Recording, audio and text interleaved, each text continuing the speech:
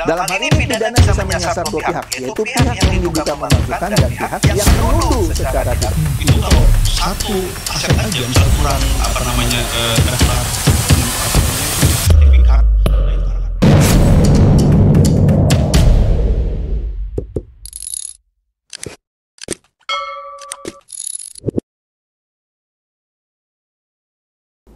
Halo Bapak Ibu, saudara-saudari sekalian, lovers and haters, salam cerdas Indonesiaku. Jumpa lagi kita pada kesempatan kali ini.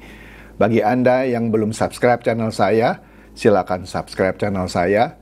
Tekan loncengnya agar Anda dapat notifikasi setiap kali saya mengupload video-video saya. Kali ini saya akan membahas sesuatu yang menarik dan di luar dugaan semua orang. Apa itu? Seperti yang kita tahu bahwa di dunia politik ini, khususnya di Indonesia gitu ya, jelas bahwa tidak ada musuh yang abadi, tidak ada kawan yang abadi juga di dunia politik. Itu sudah sering saya sebut di konten-konten saya sebelumnya. Maka dari itu,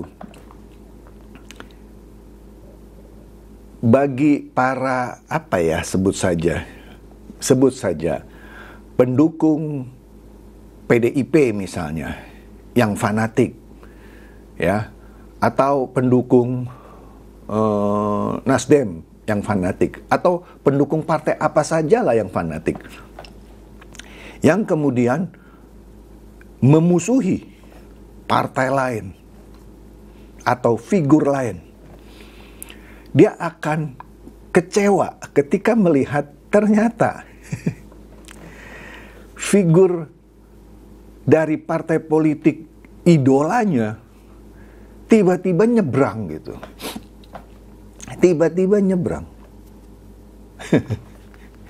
Nah, tapi ini nggak pernah terjadi misalnya di Amerika Serikat. Seseorang yang berasal dari Partai Demokrat misalnya tidak pernah terdengar nyebrang masuk ke Partai Republik misalnya. Begitu juga sebaliknya. Politikus dari Partai Republik di Amerika Serikat tidak pernah nyebrang ke Partai Demokrat. Tapi di Indonesia itu bisa nyebrang-nyebrang. Kita lihatlah contohnya ya. Siapa itu? Luhut Sitompul. Wah, dari apa itu mula-mula? Golkar. Kemudian ke Partai Demokrat. Kemudian nyebrang lagi ke PDIP. Itu jadi sesuatu yang biasa. Ya. Dan masih banyak lagi deh. Guntur Romli lah yang dari PSI nyebrang ke PDIP. Aduh, masih banyak lagi deh ya. Kali ini saya akan membahas ternyata itu terjadi sekarang. Seorang tokoh di sebuah partai ya besar deh, karena masuk ke DPR, masuk ke partai yang justru tidak dapat kursi di DPR. Ini menarik. Kalau tokoh dari partai politik yang sekali lagi yang tidak dapat kursi di DPR pindah ke partai politik besar, itu mungkin kita bilang pantas. Tapi kali ini dari partai yang mendapat kursi di DPR, dalam hal ini adalah Nasdem, tokohnya pindah ke PSI, partai kecil yang tidak dapat kursi di DPR. Ini adalah suatu fenomena yang menarik. Langsung aja deh. Nah, di sini kita lihat dulu nih ya. Ini berita Januari 2024, awal-awal ketika mau masuk ke kampanye ya. Nah, di sini ada seorang tokoh namanya Ahmad Ali. Ahmad Ali ini adalah wakil ketua umum Partai Nasional Demokrat alias Nasdem. Wakil ketua umum. Wakilnya Surya Paloh. Ya. selain wakil ketua umum ini juga, dia juga pelatih kepala loh tim nasional pemenangan Anies Baswedan dan Muhaimin Iskandar alias Amin. Jadi bukan tokoh kaleng-kaleng. Bukan tokoh kaleng-kaleng. Wakil ketua umum Nasdem sekaligus pelatih kepala tim nasional pemenangan Anies Baswedan Muhaimin Iskandar. Yang artinya secara politik berseberangan dong dengan Jokowi yang mendukung Prabowo. Iya kan? Ini kita lihat sih di beritanya aja nih, Ahmad Ali pelatih kepala tim nasional. Jelas ya, dia ditunjuk sebagai pelatih kepala tim nasional pemenangan Anies Baswedan Muhaimin Iskandar untuk pemilu 2024. Ya, jelas juga di situ disebutkan Ahmad Ali merupakan wakil ketua umum Nasdem. Dan juga waktu itu dia sebagai anggota DPR RI dari fraksi Partai Nasdem periode 2019 sampai 2024. Ya, oke. Tapi apa jadinya sekarang? Nah, dia gabung ke PSI. Dia gabung ke PSI, partai yang nggak dapat kursi di DPR. Ini menarik. Kalau menurut Pak Adi Prayitno, politik di Indonesia itu cair secair-cairnya. Bahkan istilahnya menarik juga ya, dia sebut cair meleleh katanya ya. Cair meleleh. Oke deh, di sini di Detik dikatakan Nasdem senang. Saya nggak tahu benar nggak nih senang ya. Kalau menurut saya yang sebenarnya harusnya sih bukan senang ya. Ini sih mungkin supaya diperlihatkan, nggak apa-apalah, ambil aja situ gitu ya. Maka dikatakan Nasdem senang. Ahmad Ali, ada satu lagi, Bestari Barus, ada 2 orang gabung PSI. Tapi diungkit-ungkit di sini bahwa gagal nyalek. Maksudnya apa? Ya kan tadi dikatakan Ahmad Ali ini kan masuk sebagai anggota DPR kan periode 2019 sampai 2024. Tapi ketika pemilu terakhir dia gagal masuk. Oke.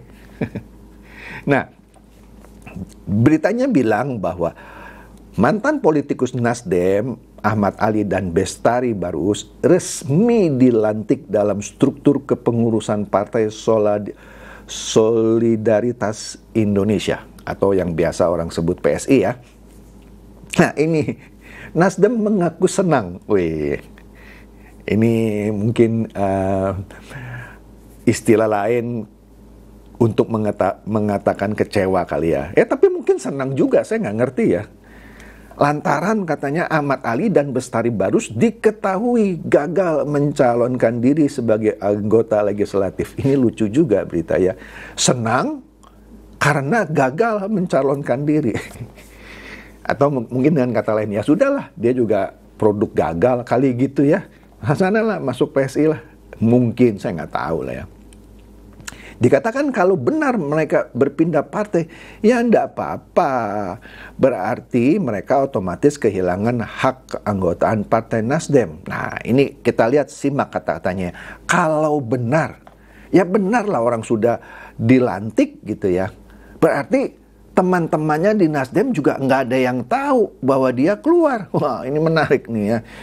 Nah, dia bilang, Nasdem ikut senang keduanya mencoba peruntungan di partai baru setelah gagal jadi anggota legislatif pada pemilu lalu. Semoga sukses, kata Hermawi. Senang ya karena dia pindah setelah gagal. Wah, ini nggak ngerti nih bahasanya nih ya.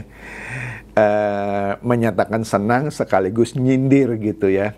Ya nggak apa-apa, kita senang kok orang dia gagal kok di kita juga. Semoga sukses katanya. Oke, lanjut ya. Hermawi ini ya rasanya orang Nasdem lah ya. Dikatakan Hermawi menyebutkan bahwa mantan kader Nasdem diberi kepercayaan di partai lain menandakan katanya kaderisasi yang di Nasdem itu mumpuni. Maksudnya bagus dong kaderisasi kita. Buktinya tuh dibajak tuh orang kita gitu ya. Ia menyebut Nasdem diakui kaderisasinya oleh partai yang tak lolos parlemen. Nah, nyindir lagi dia, nyindir PSI kali ini. Oke lah, biasalah. Jadi Nasdem senang karena ex-kadernya dipakai di partai lain. Ini satu bukti bahwa kaderisasi Nasdem diakui dan dianggap baik oleh partai lain. Minimal oleh partai yang belum lolos ambang batas parlemen. Aduh, oke deh.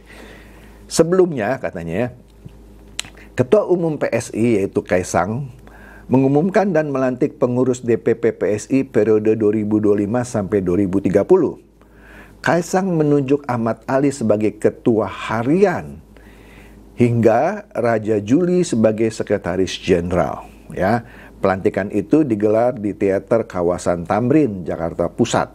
Ya, susunan pengurus itu dibacakan oleh Raja Juli Antoni. Di dalam pengurusan yang baru ini ada dua mantan politikus Nasdem yaitu Ahmad Ali dan Bestari Barus. Selain itu, Raja Juli menyebut ada inisial Bapak J yang bakal menjadi Ketua Dewan Pembina PSI. Orang menduga-duga J ini kemungkinan besar adalah Jokowi. Walaupun bisa juga J yang lain. Tapi yang paling dekat sepertinya Jokowi. Kita nantikan saja sebentar lagi ya. Dikatakan di sini oleh Raja Juli, dia diperintahkan oleh Kaisang ya bahwa yang namanya inisialnya J itu nanti akan diterangkan oleh Kaisang sendiri katanya. Menariknya, nama Giring Ganesa tidak ada. Padahal seperti kita ketahui Giring merupakan anggota Dewan Pembina PSI periode lalu. Ya, bahkan sebelumnya pernah jadi ketua PSI. Nggak tahu ya kenapa Giring Ganesa nggak masuk. Di berita lain disebutkan ada alasan pribadi yang tidak disebutkan. Ya. Nah, seusai jadi ketua PSI, ketua harian di sini maksudnya, Ahmad Ali temui Jokowi di Solo. Nah, ini menarik. Ini menarik. Selama ini orang kan taunya Jokowi masih belum di PSI gitu ya. Nah, berita ini ya yang menjelaskan bahwa sesudah dilantik menjadi ketua harian PSI, Ahmad Ali temui Jokowi di Solo. Padahal kan kalau secara hukumnya atau secara strukturnya Jokowi itu di luar PSI. Jadi buat apa setelah jadi ketua harian PSI, Ahmad Ali ketemu Jokowi di Solo? Katanya mau sowan. Nah, kita lihat juga nih ya. Di sini dia mendatangi Jokowi di kediamannya di Sumber, yaitu di Banjarsari, Solo. Dia katakan kedatangannya karena kangen. Nah, lucu ya. Kangen tapi setelah jadi ketua harian PSI. Ya oke lah, kan bahasa politik ya, terserah-serah aja ya. Nah, dikatakan dia kangen dan minta nasihat ya. Jadi saya tambah yakin bahwa ketua pembina PSI nantinya sepertinya J itu Jokowi. Tapi kita nantikan saja ya. Dari pantauan Detik Jateng, Ahmad Ali menemui Jokowi sekitar pukul 11 ya. Berlangsung selama 1 jam secara tertutup. Oke. Samalah sama teman-teman yang datang dari daerah. Kan banyak yang suka datang ke Pak Jokowi ya. Hampir setiap hari itu ya. Dia bilang ini sebagai rasa respek, kangen. Dan juga dia minta nasihat kepada Jokowi ya. Aduh. Seusai pembentukan pengurus, Ahmad Ali menyatakan bahwa PSI tetap mendukung pemerintahan Prabowo Subianto. Karena itu kader PSI menjadi bagian yang membantu pemerintah. Padahal kita tahu sebelumnya Nasdem tidak masuk ke dalam pemerintahan Jokowi Prabowo. Walaupun Nasdem tidak menentang pemerintahan Pak Prabowo ya. Tapi di sini Ahmad Ali ya tegas nih sekarang karena sudah masuk PSI mendukung pemerintahan Prabowo Subianto ya. PSI haruslah tetap mendukung pemerintahan untuk mendukung program-program pemerintahan Pak Prabowo dan menyukseskannya. PSI jangan menjadi problem ya. Jangan menjadi beban bagi pemerintah. Kader-kader PSI harus menjadi bagian yang membantu pemerintah. Ya pastilah, apalagi kader-kader PSI ada yang di dalam pemerintahan seperti Giring, seperti Raja Juli Antoni, Grace Natali, dan lain-lain. Oke? Nah, ketika ditanya apakah kedatangannya ke Solo itu untuk meminta Jokowi sebagai ketua Dewan Pembina PSI, Ahmad Ali menampik. Ya biasalah ya. Ngapain diceritain strateginya? Kan baru inisial, maybe yes, maybe no gitu ya. Pihaknya hanya melapor ke Jokowi seusai pelantikan pengurus DPP PSI. Ya, ini juga agak aneh ya. Dia melaporkan kepada seseorang, dalam hal ini Jokowi, yang saat ini masih belum siapa-siapa di PSI. Tapi dia melapor. Nah, ini menarik ya. Oke. Ketika ditanya apakah kedatangannya meminta Pak Jokowi jadi Dewan Pembina, dalam hal ini Ketua Dewan Pembina, dia jawab, "Oh, tidak katanya ya. Ini kan baru selesai pelantikan kemarin, ya kan? Datang selesai pelantikan, melaporkan pelantikan ini setelah selesai, ya. Kemudian selanjutnya sebelum melangkah pasti arahan dari beliau." Nah ini juga menarik. Kok mengharapkan arahan dari Jokowi yang tadi saya katakan bukan siapa-siapa, maksudnya secara struktur ya, di PSI. Tapi dia minta arahan. Nah ini menarik. Tapi nggak salah juga sih ya, kan Pak Jokowi bekas presiden. Mungkin dia mau meminta petunjuk-petunjuk dan segala macam. Ya. Nah, jadi Bapak Ibu, saudara-saudara sekalian, inilah politik di Indonesia yang sangat cair. Ya. Kemarin bisa musuhan, sekarang bisa temenan. Ya. Jadi jangan terkaget-kaget, ya. Maka dari itu saya sangat menyayangkan misalnya ketika dulu Pak Prabowo berpasangan dengan Ibu Mega sebagai cawapresnya, itu hujatan terhadap Pak Prabowo dari kader-kader PDIP senyap, tidak ada sama sekali. Tidak ada yang mengungkit-ungkit soal kerusuhan 1998 yang katanya dalangnya adalah Pak Prabowo Subianto. Padahal kita tahu kan, Pak Yusuf Hamka sudah menerangkan, bukan, dalangnya bukan Pak Prabowo katanya ya. Ada, orangnya juga ada di pemerintahan sekarang. Itu sekaligus membuktikan Pak Prabowo bukan seorang pendendam. Oke, tapi ketika Pak Prabowo berpasangan dengan Hatta Rajasa, berhadapan dengan Jokowi yang dari PDIP, ya, yang juga waktu itu dia yang promosikan menjadi gubernur Jakarta, itu hujatan dari PDIP dan serangan-serangan dari kader-kader PDIP dan para pendukung PDIP yang mengungkit-ungkit soal kerusuhan 98, ya, berapa? 2 kali, 2 periode.